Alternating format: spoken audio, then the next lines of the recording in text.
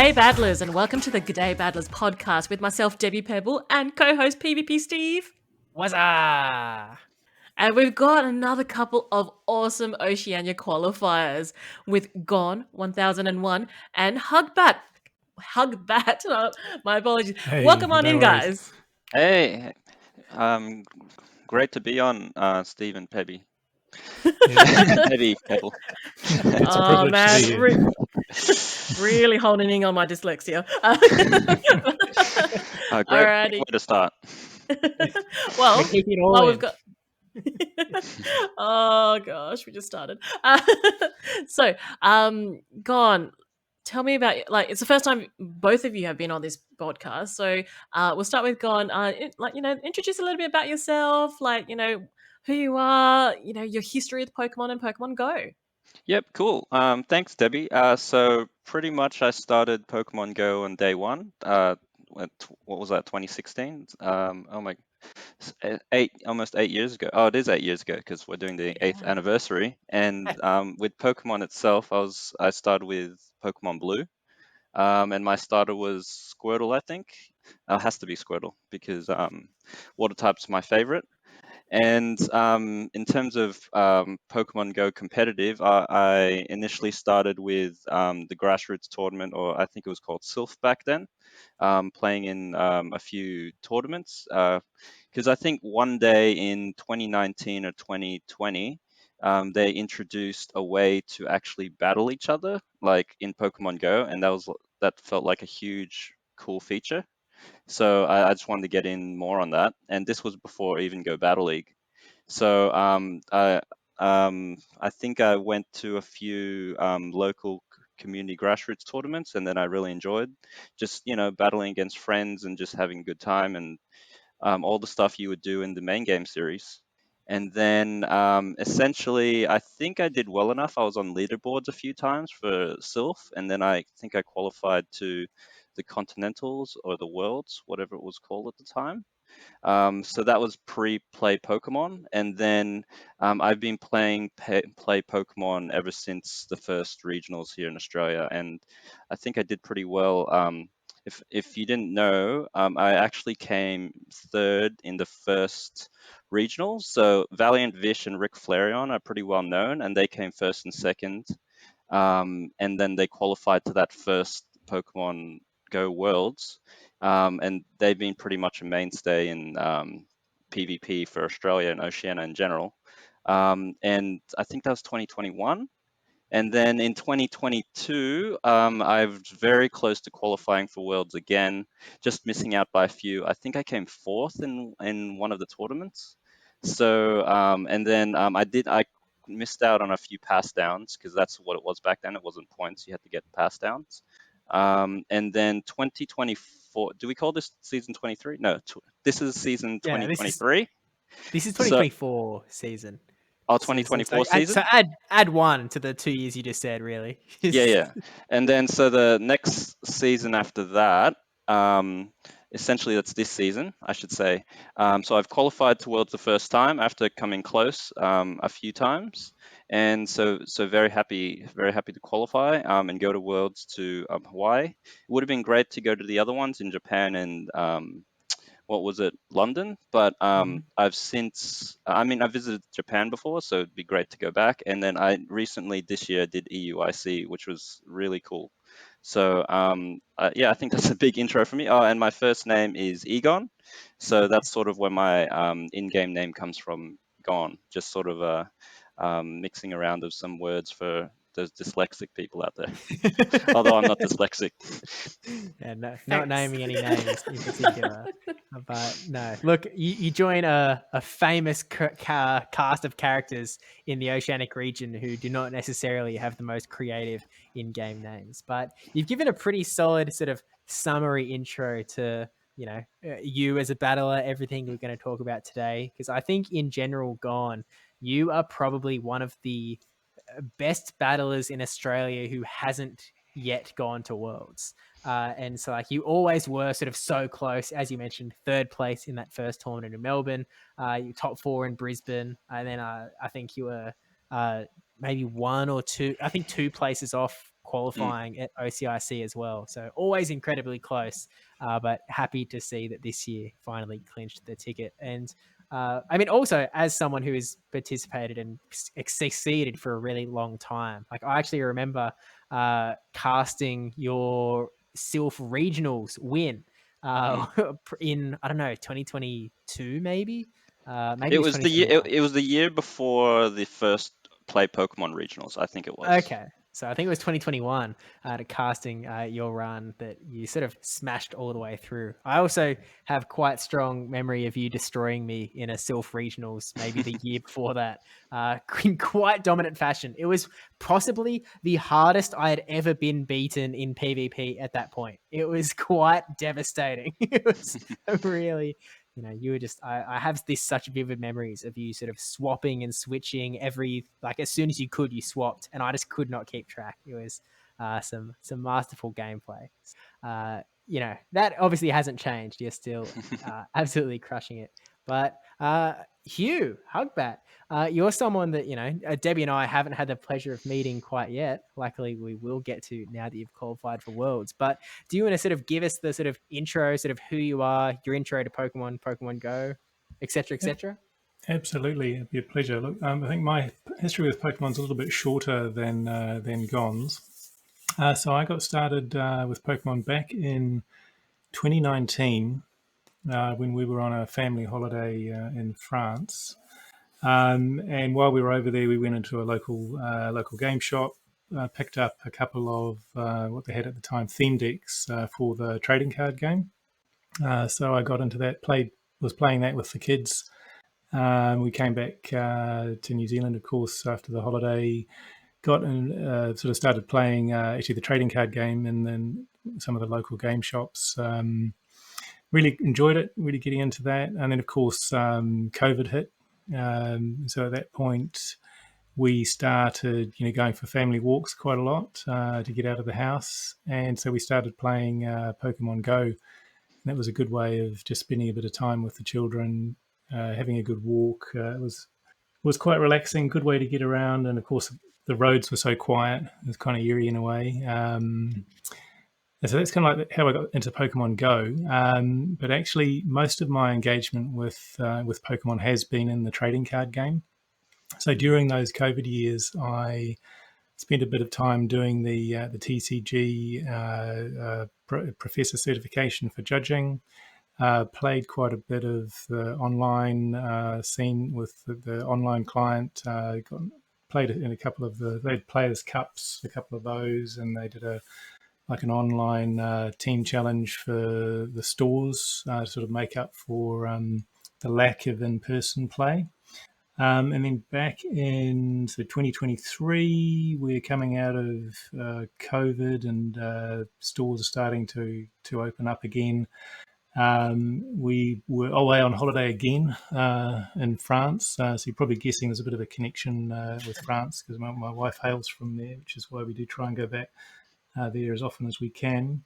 But while we were over in France on that holiday in 2023, I popped over to London with my kids to participate in EUIC.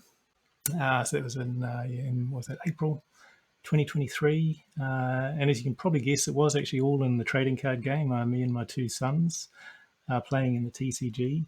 Had a great time. It was a real blast. It was the first time we'd actually been exposed to a Pokemon event of any real size at all. And of course, going into a massive international was a huge shock to the system, but just so awesome. Really, really, really, really cool. And I can remember, you got a hall full of trading card game players, but also, of course, you've got your VGC going on, and you Go and Unite. I remember Unite being very, very noisy, a lot going on there. Came back to New Zealand again after the holiday, got involved more in the local scene, playing and doing some judging.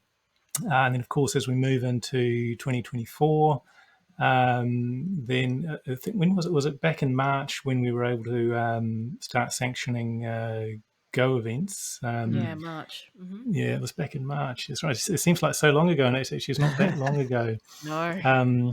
And of course, a short time ago, you had Joe and Yusufu and Boma on, and Joe has done just a huge amount of work in the New Zealand scene, organising those Pokemon Go tournaments and VGC tournaments as well. He's been a huge influence, really getting that off the ground in terms of your challenges and cups.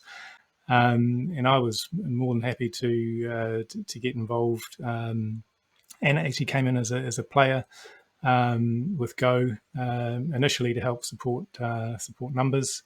And it would be fair to say that I was atrocious, and a huge amount of support from the local crew. So Yusei Faru and Boma and Joe have just been outstanding, and the wider community in general. Really generous, friendly people, like trading Pokemon, competitive Pokemon to me, because it started up a fresh account because the account we've been using during COVID lockdown was my son's. So I thought I'll start up a fresh one. So I remember rocking up to the first challenge, and I hadn't had time to do anything really. So I had some absolutely appalling Pokemon with only one charge move and stuff like that. And the team around me, that was just so helpful, trading stuff and really getting involved in it. So look, yeah, I can't say enough positive things about the locals here. And then here we are, moved forward a few months of really getting stuck in, trying to improve my skills, and I've still got a lot to learn. It would be fair to say I'm still what I would regard as actually a very poor competitive PvP player, but yeah, just a privilege to be here. Yeah, That's I all think for me. That's a bit of a summary. Yeah, no, and really good overview. It feels like New Zealand is in quite a lucky spot in that sense of having a really strong community, having a really strong local scene that's sort of been obviously built up around TCG and VG rather than built around Go. But it being able to transition straight into Go has been really nice to see, and to see sort of people like yourself sort of just decide to jump in and have those people around to sort of help light the way a little bit. It's definitely pretty cool. And we'll also be interested to hear a little bit about your EUIC experience a little bit later in the podcast. But with that said, let's start diving into things. So g0ne, obviously you gave a pretty solid overview of sort of your 2022-2023 season, and you have competed in a lot of these Play Pokemon tournaments. So we aren't going to go through, tournament by tournament, but I guess we sort of want to highlight a couple of things here. And the first one is that very first 2022 season where you placed third place in Melbourne. Now, at the time, for those that either weren't around or don't remember, in the first 2 seasons of competitive Pokemon Go, at regionals, first place and second place qualified for the World Championships, and at internationals, the top 4 players, 1 through 4, qualified for the World Championships. And it was a pretty small season. Like, it was only a half season, that the first half was on the other side of COVID. So it was kind of like the 2019 to 2022 season. So it's a pretty wild one that we didn't really jump into until the very, very end. But what was sort of like, can you remember at all where your sort of mindset, your attitude was going into the, one of the first tournaments in the world, actually, and sort of performing incredibly well, but not quite qualifying for the World Championships? I sort of remember that, not like yesterday, but I have very fond memories of that very first tournament. I remember there was, to be frank, there was a lot of issues on the day. We had a lot of teething issues, and like the organizers were doing as best they can, and like, because no one really knew, it was like the very first tournament ever, and no one really knew what format, what would happen, what was single or double elimination, how would the rounds go, and then there was also some connection issues with Pokemon Go. Unfortunately, I don't know if anyone's heard that before, but so everyone was sort of just running around trying to figure out as they go along. And to be fair, for the very first tournament, I think everyone did as good of a job as they could have. And also, I'm Sydney based, and it was a Melbourne tournament. And given the first play Pokemon tournament, I knew I just had to like go to that tournament, even just to experience it, to see what it was like. And I would have to say the main highlight was like the people and the community. Like they were all very supportive to just turning up to this tournament, trying to figure out how things would work out. And we were sort of in our own little Pokemon Go bubble, so to speak, because we were in our separate area. I think it was upstairs, while TCG and VGC were sort of in another area. So we were like, well, we could go interact with the other players, but the main part of the day was basically we just Go players, and the Go community is pretty much awesome. Just putting being very patient and just being very good community in general. So in terms of, and also in terms of the actual tournament itself, I felt like I didn't know if I had a good chance or not, because I think it was like the first or second round, the player I played up against was Rick Flareon, and he wasn't exactly a big name back then, but and I think we had very close or very similar teams, because there was a practice tournament, I think about a week before, when there was a grassroots, it was Sylph at the time that we would use to organize tournaments. And so Valiant Vish, and I remember Rick Flareon as well, they were in the tournament, so I guess they were practicing and preparing. And I saw their teams, and they were if I can remember correctly, it was I think we had like Walrein, Metacham, Mm-hmm. was Trevenant. I think Trevenant was Yeah. around, Yeah. and maybe Stunfisk or Registeel and something like. So that was sort of the type of teams you would see. And anyway, we basically almost had mirror teams, except I remember he ran a Surfetch and I ran Metacham. Um, and I thought, oh, okay, I should have an advantage because we almost have the same team, except I have the Metacham, and that should be pretty good. But when we ended up playing, just I remember his play from that first round. I felt like I was getting outplayed, and I was behind most of the time. I was like, what's happening? I thought. To be fair, I thought, oh, I think I'm a pretty good player, but I felt like he was doing dances around me or something. I was like, oh, I must have, maybe I didn't pick a good team or anything. But anyway, that was the very first round, I think. So then I got dropped into the losers, and to pretty much from round 1 to round 2. So I was sort of in a gauntlet to go to just keep alive. And essentially, I was like, okay, I'll just play each round as they come, and essentially just try to enjoy it and see if I can get to the next round. And I wasn't even thinking of if I'm going to make to the final or anything, because we knew, well, not new, but since it was double elimination, if you lose in the losers round, you're pretty much out. So I thought, okay, I have to fight for my life, and that's sort of what I was doing in that tournament. So I wasn't thinking about top eighting or top fouring or anything. I was just like, oh, let's just play each round as they go and just keep trying to do my best. But somehow throughout the day, I kept moving forward to the next and next round. And then I think I think we did have a day too. So I made it. Somehow I survived all the way to day 2 to the next day, and that meant I think I was in top 4. And then what I didn't notice was the opponent. Oh, I did notice at the end of the day that the opponent who I lost to in the first round, he made it to the next day too. So I thought, oh, okay, so maybe I'm not too bad at this, and maybe he just played really well, and he's really good as well.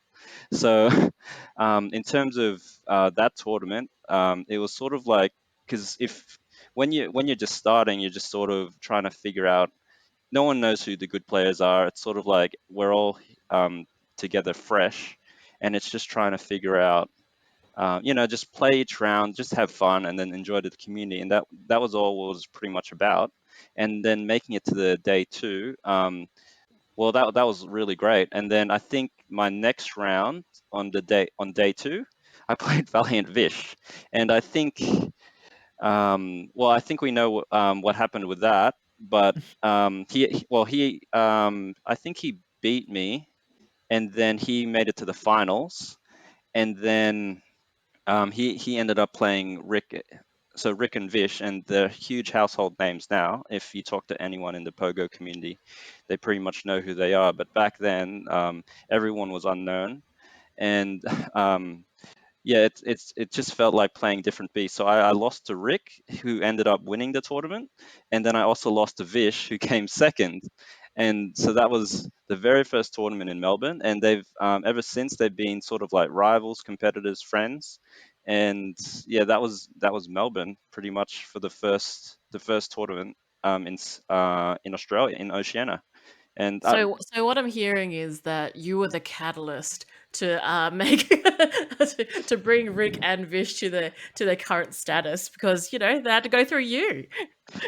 I've never thought of it that way, but yeah, I guess I pushed everyone a bit to make sure they on their A game, and they ended up making to the finals, and they both went to the first Go Worlds, which was in UK at the time, I think it was. Yeah, that was the London one. Yeah. hmm Yeah, so that was 2022, that first Melbourne regional. And I think I want to, I suppose, hone in on, you've mentioned a couple of times, and how much the Go community is so different in regards to just having that really strong community connection. I think it, I've never been to a regional where I felt, I suppose, like it's not like at home, but it's just kind of like, of course, you're a little bit intimidated by certain people, where you're like, oh, that's a really good player. If I get matched up, that's going to be like, oh, that's going to be easy loss. But it's more along the lines of like, you know what? I want everyone to do well. And I don't think I've ever played a game or something in this like similar environment where you just want to make sure, like, not make sure, but like you enjoy the atmosphere so much that you want everyone to do their best. And I think you really honed in on what like that first Melbourne regional was. It was that catalyst of just being like, oh, okay, this is what we got lined up. So that was pretty cool. Um, Now leading into the 2023 season, gone. Mm. With that one, I can see that you participated in a few Oceania regionals, one IC, but also like one that wasn't within the area. Yeah, so essentially with 2022 and that being I would say it's a success. I think I won some prize money and I was like, oh wow, you can actually like win something in these games and not just have fun, but like, oh, that sort of pays for the Melbourne trip. And I was like, okay, maybe I can go to some of these tournaments and they may or may not pay for themselves, but that's a huge bonus. So essentially, I wanted to go to a few more tournaments in the 2023 season, and I felt like at that point in time that would be possible. Like whether I do well or not, it was just great to like have fun, see people, and then there's a chance that maybe the trip helps pay for itself as well, or like pays some of the way.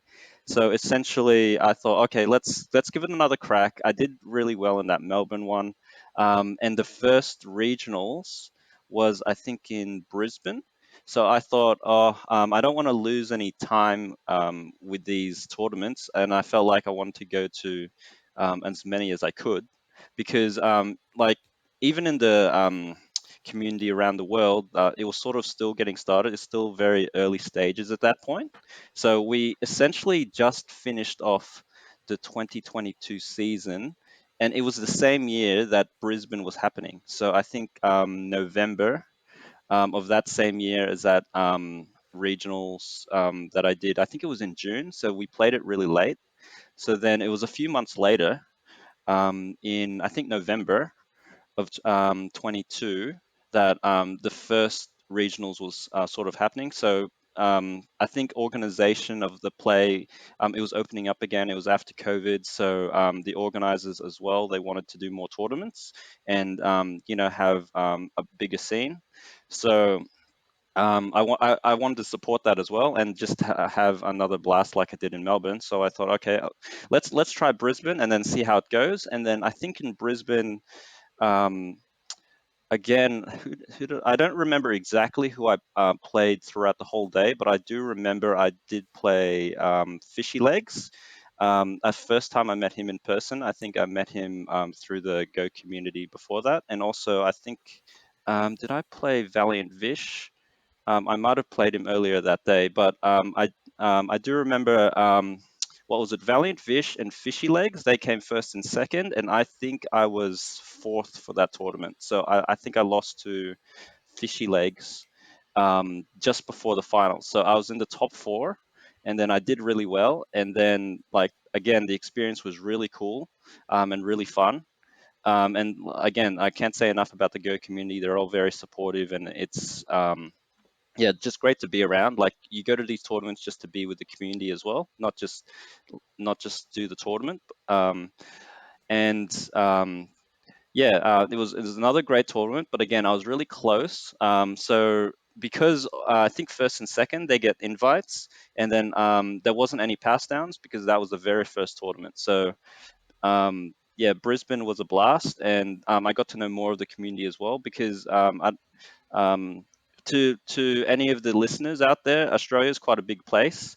So Brisbane is not that close to Sydney, and same with Melbourne. So you sort of have to fly out.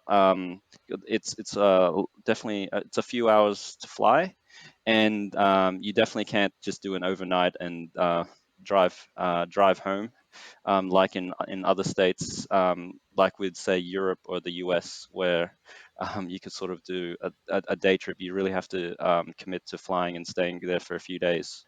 Yeah, absolutely. And from my perspective, as someone that lives in Perth, which is all the way on the west side of Australia, getting to Brisbane is about a 6 hour flight or just under.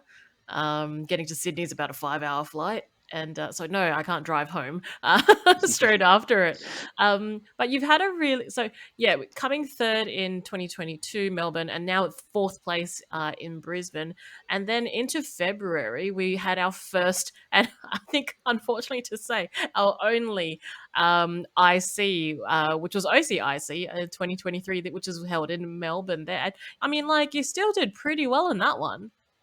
Um, yeah, so that was so being an IC, it was a lot bigger than the very first Melbourne regionals, and there was a lot more people, and the production, and we got to meet some casters as well. I think it was Butters, Caleb Peng, and the other Speediest, yeah, was it Speediest Speed? Chief and Gabby Speedy Snyder. Steve and Gabby, yes, yeah.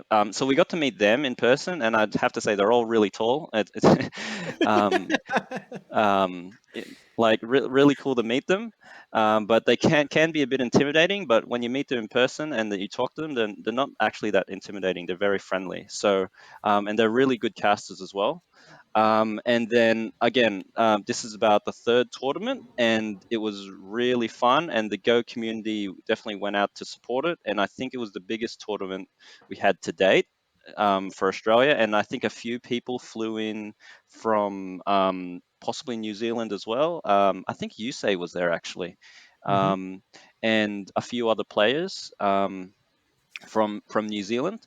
So that was a really good tournament, and I think I remember that. So for that year, Worlds was going to be held in Japan, and I really wanted to go, and because well, it's Japan, and like that's where Pokemon is from. But also, I've been to Japan before, and I definitely wanted another reason to go back. So essentially, yeah, I really wanted to do well in this IC. Um, and I think with that IC, I think I just made, maybe I was in the top eight or maybe seventh for that one. But I just missed out on pass downs. I think it was to the top four, and then I think I missed by one person because I think someone else already had. So Valiant Vish already had his invite, and Yep. then so I think top five would have got their invites from that tournament. But there was a whole bunch of fresh new names, such as Jakopovic, which sort of came out of that tournament. Um, and I think Fish on a Heater as well. And so basically, there was a lot of you probably wouldn't say new because they were probably in grassroots tournaments, but in terms of play Pokemon, that was probably their first time being showcased.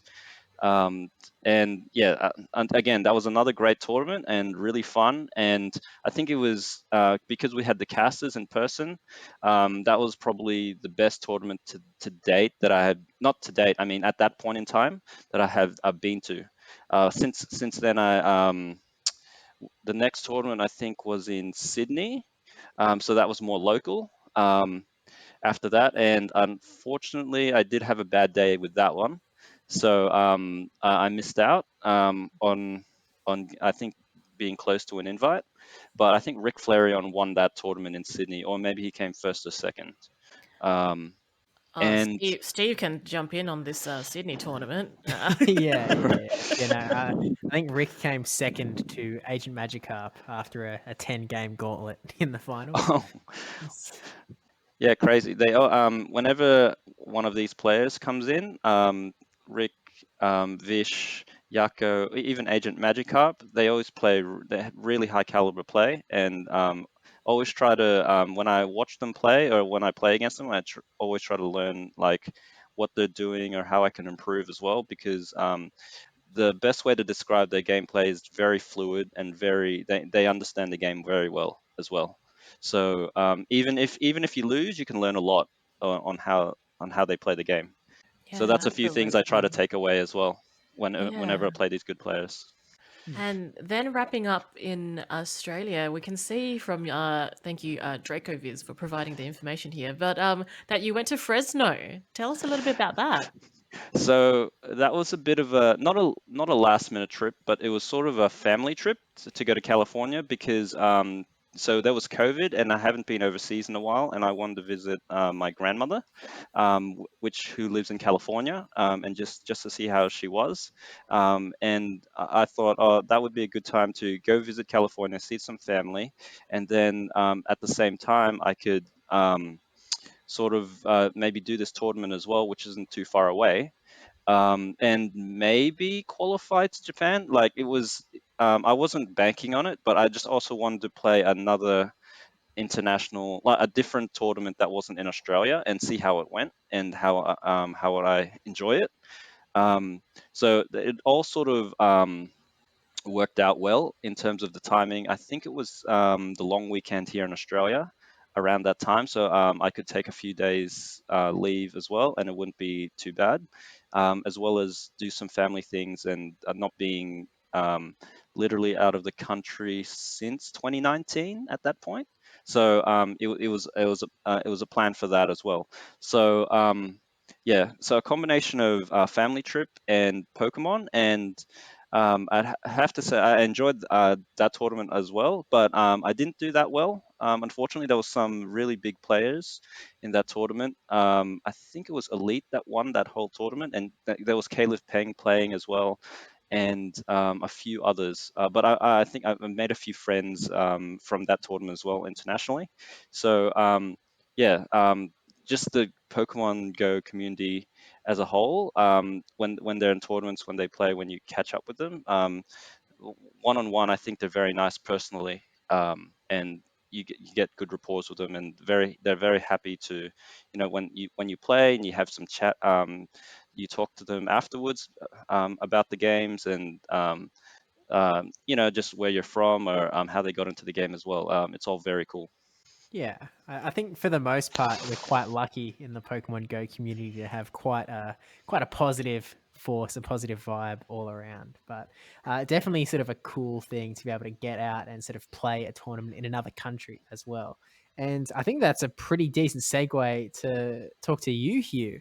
Now I know this isn't Pokemon Go related, but I am still sort of interested in your sort of EUIC TCG trip. Now, as Debbie is well aware, I've fallen into a little bit of a TCG online rabbit hole as of recent. So all of a He sudden, loves the Lost Zone. Cool. I'm way more interested than I was even 2 months ago. But I just sort of wanted to hear your experience as you said, this is sort of your first, I guess, real introduction into the play Pokemon circuit, if I understand that correctly. And That so is right. this is Yep. sort of your I guess, intro. So how was it for you, sort of having never competed before, walking into what I'm sure was kind of an insanely, a hype building with all sorts of Pokemon shenanigans all over the place? Like, what was your experience like at EUIC, and how did it hook its talons into you, and stick you inside of the Pokemon competitive circuit? Yeah, I think even before getting in there, it was kind of an experience in its own right, in the sense that having really just been involved with, going to the local league and all very sort of very casual. When it occurred to me that EUIC was going to coincide, as if just by serendipity, by chance, with that family holiday, I thought, hey, look, I've really got to do my best to try and get myself and the boys over to give that a go. But actually, even something as simple, sorry, as registering for EUIC was quite a challenge, because of course what was happening at the time is that most of your regionals and big events would tend to book out. All the registrations would go quite often within minutes. So I remember with that one, trying to think what time it was that the registrations were coming online for EUIC, and I think I remember getting up at something like 4 a.m. To get try and get the first wave of EUIC registrations done. I prioritised my two sons first, so I managed to get them done. But by the time I got those, of course, all the slots for the masters were gone. So I think I tried and missed the second wave, and then luckily, just by chance, I managed to get a registration on the third wave just before I headed off to work. And of course, the magic trick there was realizing that I think the registration went live. That third wave was like 8 a.m. or something like that. So you'd try, you'd click the register button, and then all the spots would be gone. But it occurred to me that with 15 minutes, people had to pay within 15 minutes. So just wait 15 minutes and then try again before I hopped in the car and drove off to work. And luckily enough, I got a slot. So that was wicked. Both my boys and my two boys and myself got the rego, but it was a bit of an eye opener just how hard it is to get into these things when they're oversubscribed. And then the trip to London was a bit of a whirlwind. I sort of had these grand visions of getting time to do some practice and all of that sort of stuff. But really, it was very, very limited because we, family holiday and all of that stuff. You got to, do your sightseeing and all those cool things and seeing people, which is really important. And then even in London, we were staying with friends, and so it was a bit of a maelstrom. But then getting up bright and early on that first day to travel into EUIC, it was quite overwhelming in a way. It's just so massive, huge queue just to get in the door. Actually even doing just the register, like picking up your pass and all of that stuff on the Friday evening was absolute mayhem. And just the sheer volume of the XL Centre in London, the massive amount of space that Pokemon was taking up, just the sheer number of people that were around, everything decked out with a huge yellow Pikachu up on the ceiling, massive hall full of people, the stages at the front, and I think at that point, actually, I suspect they didn't have Go there. I remember they had the big VG video game stage, the TCG stage, and Unite, and it was just intense. It was just so much going on, and it was really exciting. And the boys loved it. I really enjoyed it myself, and it kind of just sort of helped I wouldn't say. I mean, I already was into Pokemon. The kids were already into Pokemon, but it certainly kept that drive going, and made us want more. And I can thoroughly recommend it to anyone who hasn't been to one of these events. It's truly awesome.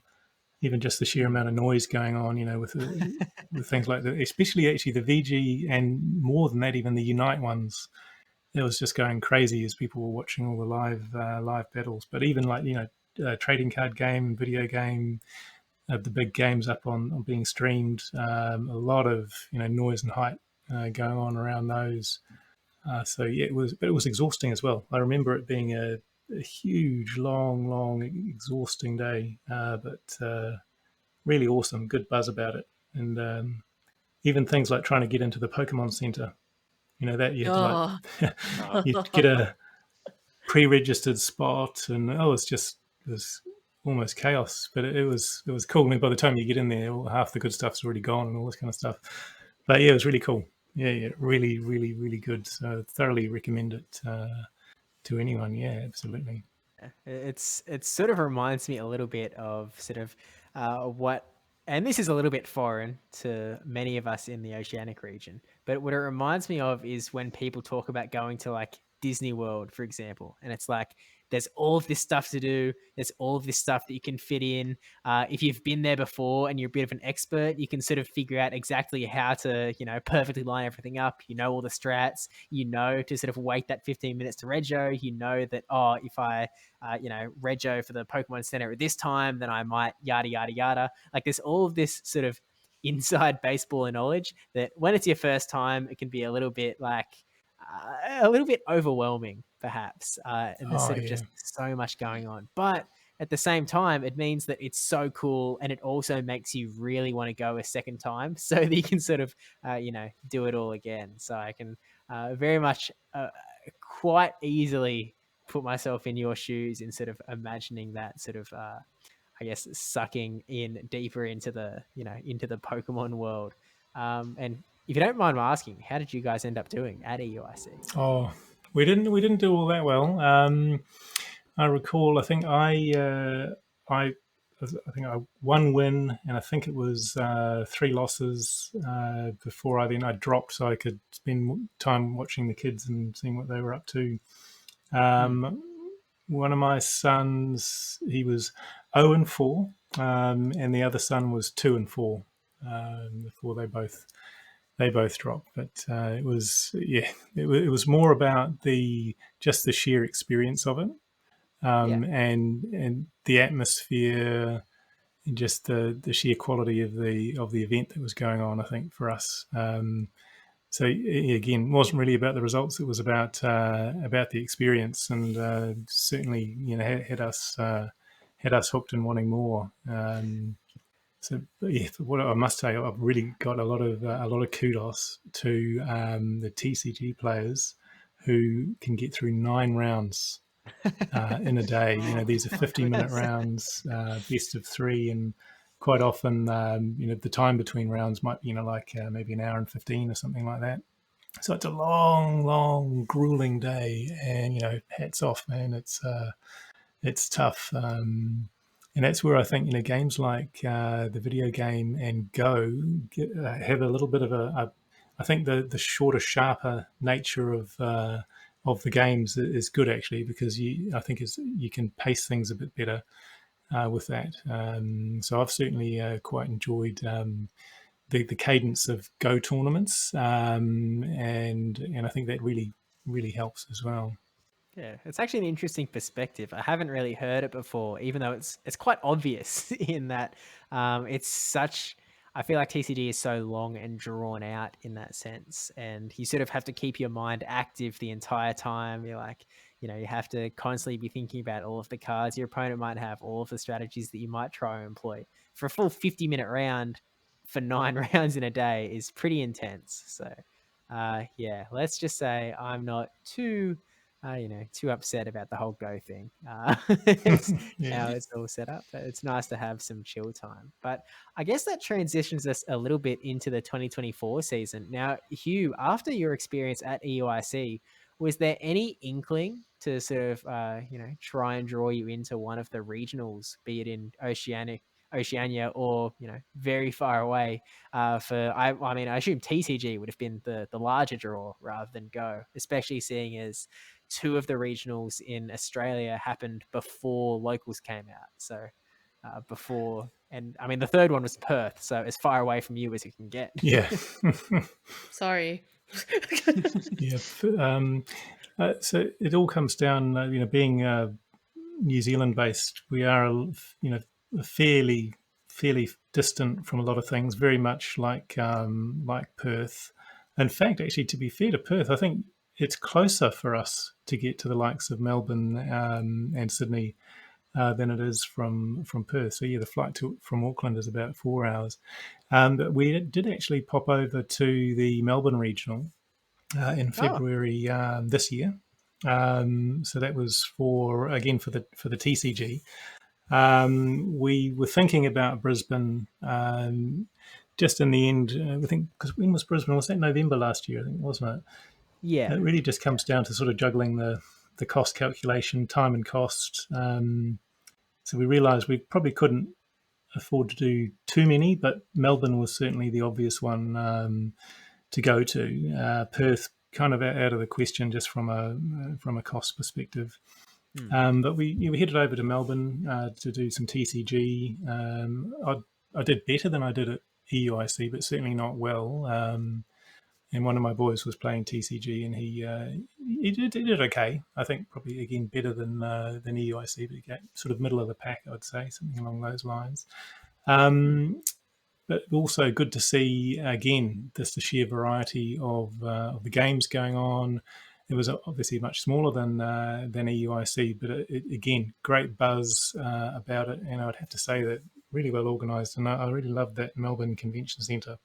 It was really good, and I love Melbourne as a city. I've been there a couple of times, and it's a really awesome place. So I'll certainly look forward to trying to attend a few more Australian regionals in the next season. Yeah, A bit no, sad good that we to hear. lost OCIC. That would have been awesome to go to that. Yeah, look, and Go on, Debbie and I can sort of all attest as three people who went to the seemingly one and only opportunity that us Go players have had at least to attend an AOCIC. Definitely a pretty cool affair, although I'm sure that EUIC is sort of just as cool, even though it's about as far away from any of us as you can really get. Yeah. But look, regardless, we'll talk about the other 2024 regionals as well that are gone. You actually did this season, including Melbourne, although for a completely different game. Before we start talking about locals as well, so obviously gone. Return to Brisbane 2024, November 2023. The very first regional of the season, the first regional using a championship point system. So I'll ask you the question that we sort of ask everyone as they pass through here. How were you sort of approaching this season? Like, were you doing the calcs? Were you like, I need to hit this many top eights? Were you planning on attending all three regionals? Were you just planning to win one? What was going through your head sort of going into Brisbane? So going into Brisbane, we did some calcs, or I did some calcs, and at the time you needed 300 CP points for Oceania, or if from Australia or New Zealand. So essentially, to get 300 points, and there was no local setup at the time, and it didn't look like we would get locals.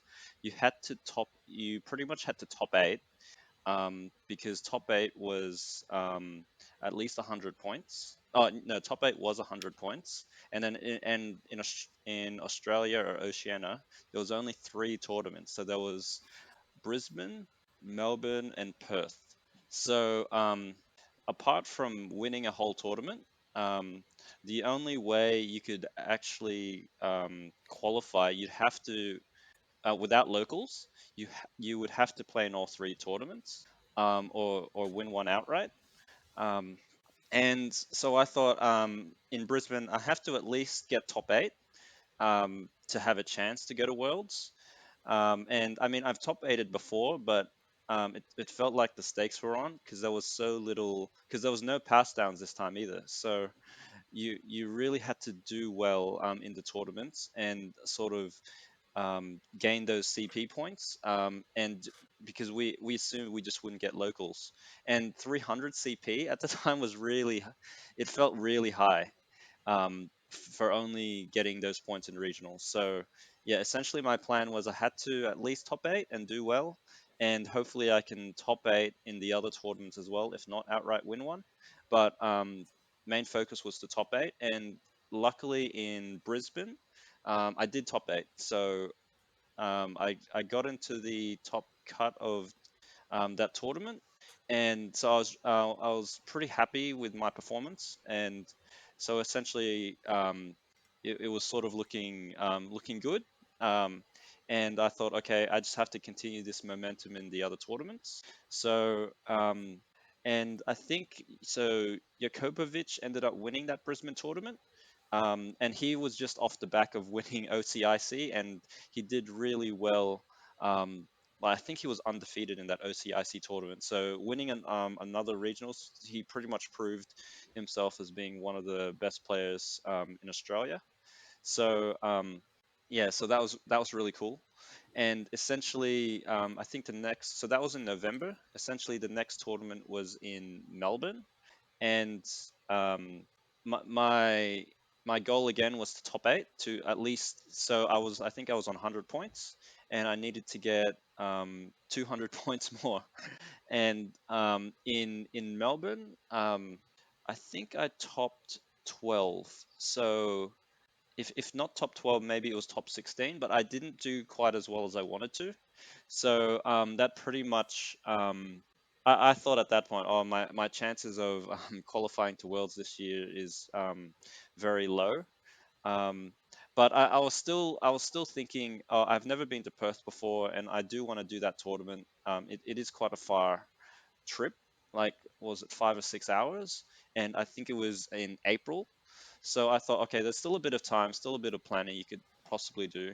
And then I think I remember one of the judges on the Melbourne trip, they said, oh, they've been invited to go to EUIC, and but because in Go there's not many judges, essentially they'd be the same judges to judge Perth. And I thought, oh, how are they doing? How are they doing EUIC and then Perth as well? Like they must it either must be really close, or they must have things pretty much worked out, like planned really well. And then when I looked at the schedule, EUIC was 1 week before Perth, and then thinking about it logically, if you were going to come back from London, you would come back via Perth anyway, because it's the longest flight in the world, but it's the most direct flight to come back to Australia. And I thought, um, I really want to experience an IC, like a big IC, especially EUIC. That's one of the biggest. And I was going back and forth a few times with it, but then I just decided, you know what? I think if I can just make organizational stuff work, I can do EUIC and then I could do Perth as well. And then maybe because I didn't think I could win the whole thing at EUIC, but I thought, oh, maybe I can get some points, and that would help towards getting to Worlds to Hawaii. So essentially, so I think it was Feb, just after the Melbourne regionals. I was already planning to see if it was even possible to do EUIC and Perth. So I thought, okay, just figure out the logistics, flights, accommodation, stuff like that. What's the ballpark range? What are the dates? And also, obviously, with work, you have to put in annual leave and things like that. Do I have enough leave? And will it work out? And then essentially, I was able to organize all that stuff, and it looked like it was going to work out. Um, and well, it it actually, well, it did work out, because I ended up going to EUIC this year, and it was such a great tournament. But I didn't just plan the trip to just do EUIC. I did basically I did a week and a half trip to UK. I've been to UK before, but this was the second time, so I could do some sightseeing the week before, and then on that weekend, essentially just focus on Pokemon Go stuff.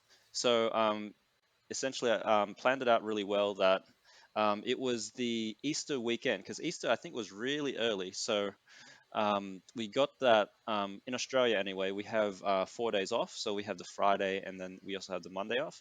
So that helped with leave, and then also just being able to, because it was a holiday or a sort of a long weekend, do the flights, and then so it took about I came a week early, so I wasn't flying like a few days before EUIC. I flew the weekend before, and then did some sightseeing, all of that, traveled around UK, which is all pretty cool, visited Stonehenge. And then of the just a few days before, went to the what's it, Excel Center, to grab tickets and passes and stuff. And as Hugh said earlier, yeah, it was my first time doing EUIC, or a big IC, and just the organization and all the people and everything, and the Excel Center. It was all huge and potentially overwhelming. I mean, I've done other tournaments before, but nothing like that. And I think this was the biggest Go tournament, but also Pokemon in general tournament um, in the world at the time. So like just all the players, all the atmosphere, seeing everyone there. I think Go had about what was it? Was it 200 or 100 plus people play? I don't remember the exact number, but it was the biggest tournament of Go's time, and I I was think it I was was so more than 300. it was something crazy. There was like 16 what do you call it? Pods. 16 yeah, pods. So essentially, to get to the top 16 or top 32, sorry, you have to win the pod, which is almost like you have to win it in Australian terms. It's like you have to win a regionals just to qualify to day two, um, which was pretty insane. But I'm glad. I think I did pretty well. I did well enough to get my 100 points. So essentially, from EUIC, I would have to say the competition is really tough, just in those big tournaments and seeing all those players. But at the same time, it was such a great experience, and I would definitely like to do it again. I'm not sure if EUIC again, but maybe another IC. But of course, I'd like to do EUIC again. But it'd be nice to split it around, because you can't be everywhere at once.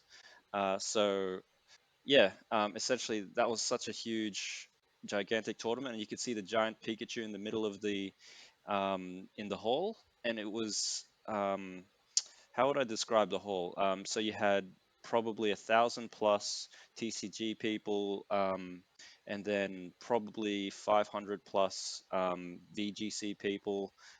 And then there was a section for Go, and then there was this main stage, and then there was also a section for Unite as well. And of course, you could hear them screaming, and then there was also a giant merchandise section.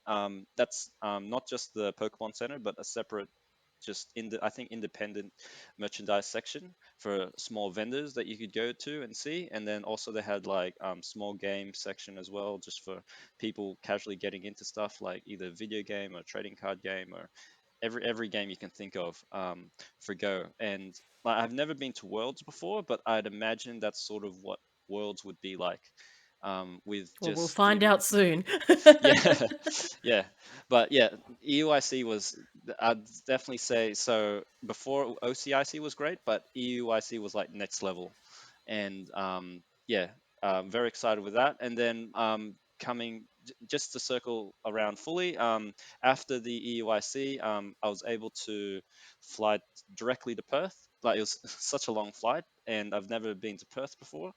So I came there a few days earlier and did a few sightseeing as well. Visited the Quokkas. That was sort of nice, and they're very nice and cute. And essentially, in Perth, think um, I don't think I did very well, actually.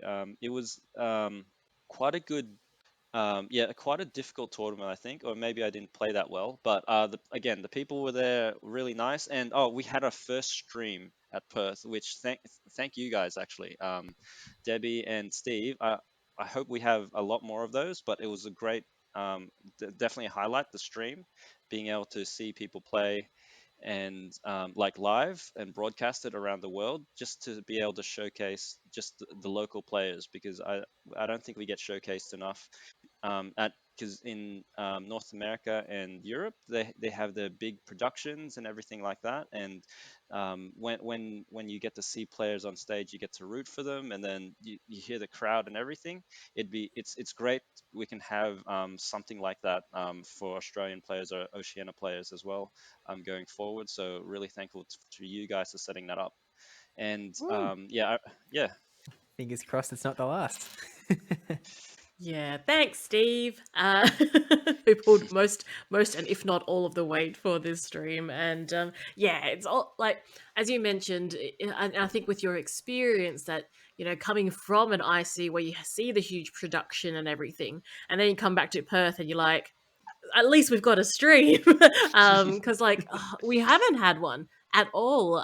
Well, besides OCIC, and and it's one of the reasons why Steve and I even started this podcast, is to showcase the talent that is in Oceania, because no one, well, I wouldn't say no one knows. I think we've been harping on about it for a while now. This is apparently episode 27, and just trying to get just more recognized. We're on the on the world map, where where we're located is very far away from everyone else, but still, like, we matter. And I think it was important to have that and have the stream, and it's hopefully a building block for more.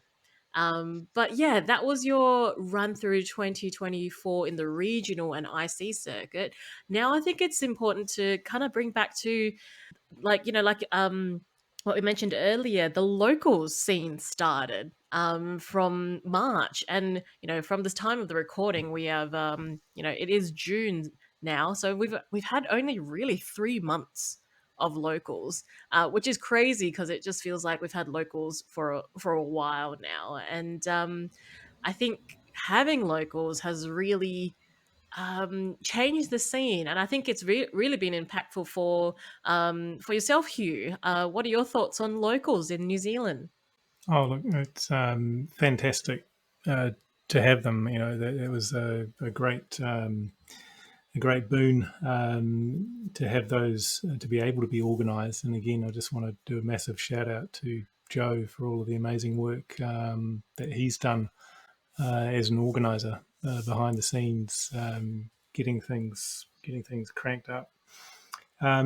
And I think it was really interesting listening to your journey, Gone, as well, around that mathematics and the challenge of meeting the hurdle of as it was 300 points, when it was all based on regionals and ICs with no locals, sort of almost very, very high bar, and then to ending up where it was at 250 with locals.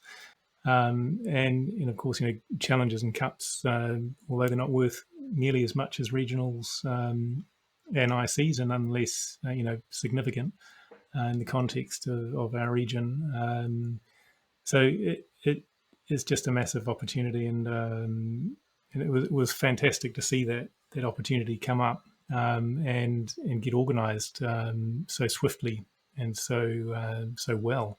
Certainly here in the Auckland scene, and really it was then all about just getting involved, supporting that movement, making sure that we were getting numbers out, and from my perspective as well is getting to grips with Go.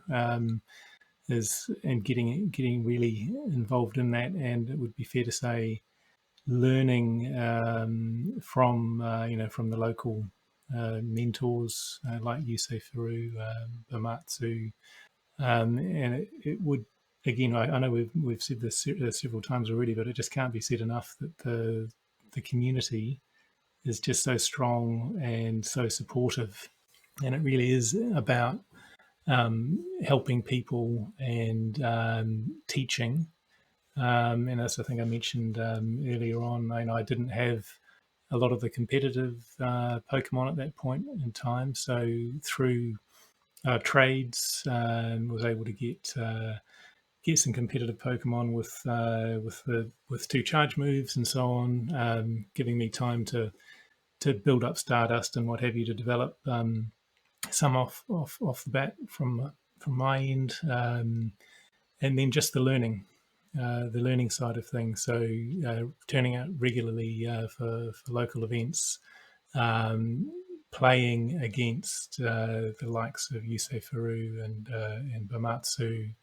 Has just been a huge learning experience. And what's really incredible about playing against players like this is that, yes, for someone like me, I'll get schooled. I'll definitely come off second best. But it's about the way they explain, the way that they approach the game, some of the mistakes that I might have made, and it's really a very two-way conversation, sort of almost like coaching sort of environment as well, as you get to go through where you went wrong and what you could have done differently, get advice on team composition, move sets, strategies, understanding the importance of charge moves, your priority around switching, shield advantage, and all of those kind of things.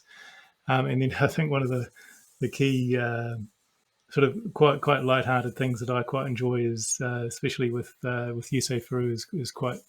He always comes up, and I think he might have mentioned it on when he was on your podcast. He was bringing some quite spicy off meta teams, and what I found humbling, but also really amusing, is that I would be turning up with let's be honest, I was playing something meta, and as best as I could, and Yusei will turn up with some sort of off meta, colourful stuff, and give me a good thrashing, and then what he'll do is we'll swap phones, and then we'll play it back the other way, and again, I get taught a lesson, and it's just brilliant.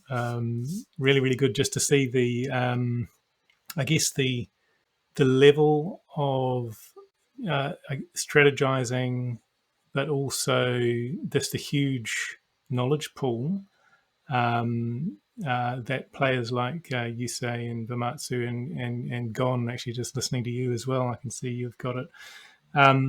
It's just mind-boggling and so impressive, because and again, probably this going slightly off-piste in terms of the question, but I think what I find amazing is that a lot of people would think of Go as a game where you're just tapping a screen, and there's just so much depth to the game, and actually, at the end of the day, what we're talking about here is depth to Pokemon, both in the trading card game. I can see it in the video game as well, with one of my sons getting heavily involved in that, and now also with Go. Just the depth of the Pokemon universe and the complexity of what you might term a very advanced rock paper scissors with a whole lot of nuances is just really really fascinating. So apologies, I know you did start the question about the local scene, but I think my reflection on it really is one of the community, learning from the community and that interaction, and just being there, being supported, and sharing the journey, a learning journey with all of those other people, and again, just the sheer blessing that we had of such a powerful organising team here in New Zealand to really crank up the volume very hard and very fast and very professionally with the Challenge and Cup circuit for Go. I mean, first of all, don't apologize, because that's exactly what we're here for. We're really, here to hear your guys' story and sort of help push them out, share them with the world, so that when the World Championships comes around in August, they're, at the least aware, who is HugBat? Who is this guy? Where's he come from? What's his journey been? And it's nice to sort of have this opportunity to reflect and talk about how great this sort of community is, because it is quite a blessing in the grand scheme of things. Very, very happy to be in the setting where we are. But I do have sort of an important question for you here, and this is a big one. But when the 2025 season comes, and maybe we'll discuss the qualification and such really briefly in a little bit. But when it does come, will you be looking to play in Go or TCG? Wow, I mean that's a great question. I think for me personally, I think my goal for the 2025 season would be more on the professor side. What I'd love to do is gain experience, more experience with the staffing, staff more locals, and get the experience of staffing regional. That would be amazing to be able to staff as for example, as a TCG judge at somewhere like Melbourne. And again, I just need more experience to lean into that. I'll certainly be supporting my two children, whether they're going for TCG or VGC or indeed Go.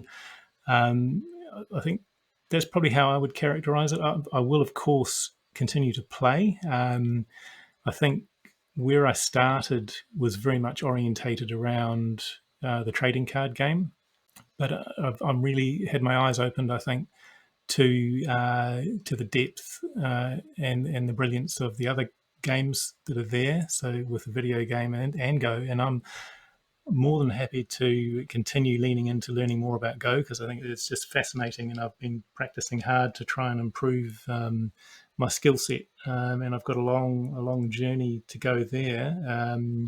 Equally with TCG, so I think my goal there: play both trading card game and Go, improve my playing skills in both of those, but equally by virtue of being being better as a player, I think that also leans into making me more effective in a professor capacity, in a judging role, whether it indeed be trading card game or Go. Video game, the VGC, I probably won't. I've got to really focus on not too much, and I can see there's an awful lot of depth in that space as well. Although I do know one of my sons is super keen on that, so I'll do my level best to get him the support he needs in that area, given my lack of comparative knowledge there. So hopefully that answers your question. I think I'll aim more on the professor side of things, but lean into continuing to improve my playing skills as well. Yeah, a noble goal for sure. We can always use more professors, and the opportunity to potentially get some, paid trips out to these regionals is also a pretty cool thing as well. So hopefully, well, I mean, we'll be able to meet you in Honolulu, but hopefully we get to see you a little bit through the season as well. So looking forward to that for sure. But I guess locals weren't as much of a part of your Worlds qualification as for you, for example. But obviously it was sort of a key bit. So do you just sort of want to do you have anything to comment on about your sort of locals run? I mean, obviously we were mostly at the same tournaments this season. Yeah. Well, for me, locals was probably just as much as part of my world run as the international and regional tournaments because so I was about halfway. I think. No, I had 200 points and I needed 250, so they lowered it down from 300 to 250. But the local scene was still, I felt still really competitive. So I felt like it was the month of the final month, so in May, I had to get the rest of the points that I needed to qualify. And when you have Rick Flareon, one of the best players in Australia, playing at every tournament that you're playing, like you really have to like bring your A game to like these tournaments. Although the maybe we have a handful of people playing, you're guaranteed to play Rick Flareon or also Agent Magikarp as well, a previous regional champion. So locals wasn't as easy as it seemed, and we didn't have quite as many tournaments or locals set up because it was only set up in March or maybe we didn't really have many in March, but the big ones, cups, where you got most of your points, they're only really done in the final month. So um, my preparation for that was I was treating them sort of like regionals. Like I wanted to bring really good meta teams and also make sure that my gameplay was as good as possible, because basically every tournament I went to, I played Rick Flareon, and a few of the tournaments he would knock me out, and then that would put you in contention from not getting points sometimes. So I still felt locals was still quite a bit of a grind, a good type of grind, but nothing was really guaranteed at all for me. But I was able to get the last points I needed in the last few tournaments, and also gave me a bit of a confidence boost. I think I needed after not playing very well in a few of the other tournaments. So um, yeah, that's always a good thing, and just seeing the community and building out like the local tournaments as well, because they're pretty new for us in Sydney, and like we haven't done them before either. So just trying to figure out how to do them well, how to have the organization, and sort of just building out the community as well, to go to build out the players so that they'll be more interested in going to regionals and things like that, and we can have a bigger player base just in general. So locals for me, it was twofold, like getting the final points I needed, but also helping support the community. And I still feel it's a really important part of the Go scene as we go into the next season. Yeah, absolutely. And I think here we want to both acknowledge both of you. I mean, like, both worlds qualified, and not everyone can say that. And, everyone goes through their own journey, their own gauntlet to get there. And yeah, now that you're both qualified, again, congratulations, both of you. And I Woo!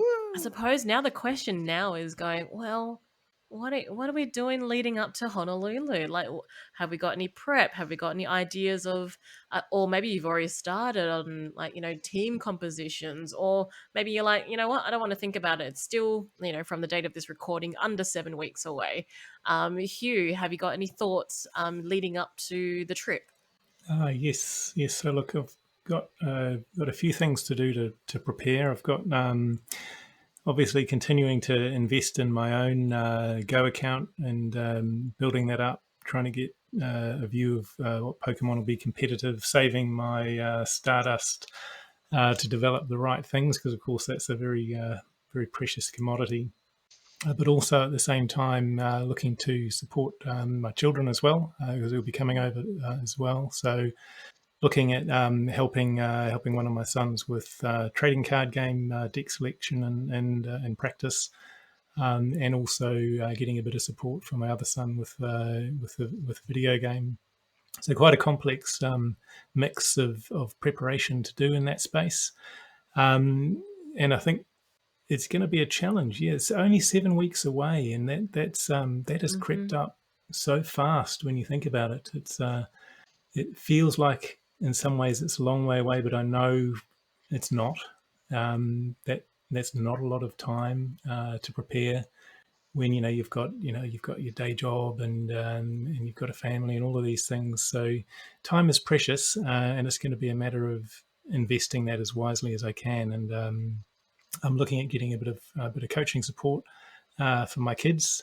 Not so much for myself. I'll just battle, battle on as well as I can, and keep improving my skills as much as I can before the big day, so to speak. And just so looking forward to just the experience that it's going to be. Yeah. Are you in a similar situation as Joe? Have both your children qualified for Worlds as well? Yes, yes, yeah, similar situation. Yeah, Oh, little family. I just think that's super cute. Like, it's awesome. Family event. It's going to be great. I just think like all three of you with your like little competitors bags would be just so cute. Yes. But leading on, gone. Have we started any prep leading up to Honolulu? So, so in terms of prep, I'm trying to the main thing is for my main goal for Worlds is so I want to enjoy the whole event and have fun regardless of the result. I do want to do well, so I'm trying to do a combination of keep not overthinking and relax, but at the same time also have to do some preparation and actually, test some stuff, pick a team, and do some practice battles with people. That hasn't quite started yet because I thought it was a bit early in maybe June, and I don't want to, stress myself out too early. So I've just sort of been taking it easy. Maybe that's part of the prep as well, just keeping calm and not doing too much. But also, I don't think it's too the world's meta will be too different from what has just passed. There was a few very minor changes announced for this month in terms of move sets and changes, and I don't think it will sort of affect the meta a little, but not significantly. So essentially, all the things that we're playing in locals, all the same meta Pokemon we're playing in the regionals leading up to the tournaments, they'll all still be pretty relevant. So it's more about I guess honing in, picking something, being comfortable with it, and just knowing sort of your stuff in terms of knowing your accounts or knowing what to do in certain gameplay moments. If you have a bad lead or if you have to switch, or also have to a bit of ins and outs in terms of reading team comps, stuff like that. But the main thing is keep calm and less stress, and try to enjoy the tournament. So I guess for me, in July, it'd probably be more of that play testing and practicing, but I'd probably in August, um, essentially, I'd try to maybe limit the amount of play that I'll have leading up to it, maybe the week before, so that just just keep calm and relaxed, and just to enjoy the trip as a whole, because you don't go to Pokemon Worlds tournament every single day, and just like the EUIC tournament experience, that was really great, and just want to sink everything in and meet up and catch up with people, and then possibly the playing the event would be secondary, or sort of secondary to experiencing the whole event. I think that's sort of my strategy with the whole thing, because also I don't want this to be the last Worlds I go to. I'd like to go to future Worlds, but for this particular tournament, I just really like to just enjoy it and just take things as they come as well. Yeah, perfect. And I think that's a solid strategy leading into Honolulu as well. Now, for all of our guests that jump onto the podcast, we do finish the podcast about on a random question of the day. And it is very random, so random and so spontaneous that I literally made it up about 2 hours ago. So, the random question of the day, Hugh, if you're ready. I'll give it a Um, go. is with your extensive Pokemon knowledge, if you could hug a Pokemon, which Pokemon would it be? Oof, wow. That's a tough one. Is it my favorite Pokemon is Vileplume, but I'm not sure that I would want to hug Oh, that's Vileplume. hmm. Wow. Okay, so it's got to be something cuddly, maybe something like what's the Herdier or something like that, or Oh, Persian solid. maybe. Persian's probably a bit Mm. because I like Very, cats. Yeah, very Giovanni. yeah. Oh, Let's hang go on. with Persian. Actually, I'll go with Persian. Yeah. Interesting that, in fact, it's almost like you should be called Hugh Cat. Oh, Hug Cat, not Hug Yeah. Bat. Yes. No Noibat choices here. And gone. Same question to you. If you could hug a Pokemon, which one would it be? I was thinking of something cute and cuddly and something fluffy. So either a Snorlax or maybe a Chansey or Blissey. Probably a Blissey, because that would like maybe heal you up, give you a bit more energy, and make you better for the day. If I hug a Snorlax, I might just fall asleep or get squashed or something. So I'd say probably a Blissey or Chansey. Solid answers there. Steve, what? I think it's an obvious choice, but which Pokemon would you hug? Yeah, it's quite an obvious choice. It's obviously Aggron. Wait, no, I meant. I mean, look, there's one ball of blubber that I can only imagine being about as good as a beanbag. So, Elmer fans, rise up. And yeah, I suppose my obvious choice is part of the Good Day Battlers logo. It would be a Ditto. Both, thank you for being on the podcast today. Let us know, how can we find you if we want to follow your journey? Any socials you would like to drop, Hugh? Actually, look, I'm one of these people that doesn't have a lot of socials. I'm on Facebook and on X, but I do use them more for news, getting news. I'm not very active in the like putting messages out there space. Probably something that I should set as a goal for myself. But if anyone did want to reach out, probably the best thing to do would be just reach out to your good selves and maybe put them in touch. Yeah, absolutely. And G0ne, where can people find you? So the best way to reach me would probably be through X or Twitter, and my handle's pretty simple. It's g0ne1001, g0ne1001. Excellent. Well, again, thank you for both being on the Good Day Battlers podcast. For those that are listening, feel free to drop a 5-star thingy on the thingy, such as Spotify, and a like on YouTube. We are trying to get a little bit more on the YouTube so we could get our own handle. So if you can do that, that'd be great. And leave a comment, that'll be awesome. But again, thank you guys for being on. Good luck to your journey, and we'll see you guys in Honolulu. Thank you so much. It's been an absolute pleasure. Thank you. I look forward to seeing all three of you in Honolulu. I'll be looking out for you. Oh, yeah, you won't have to look far. Always a great event to see everyone in person. Yeah, and I mean, Yeah, G0ne, absolutely. I assume I'll see you next week at the local. Yes, I'll have to see. All right, roger that. And of course, thanks everyone for tuning in, and tune in next time when we sort of reach the end of the Road to Worlds, where we are joined by the one and only 2-time regional champion in Australia. Well, not only 2-time regional champ, but 2-time regional champ plus IC champ. Stay tuned. See you next week, and see everyone at Worlds. Bye. That's it. Bye. See ya. Cool. See ya. Bye.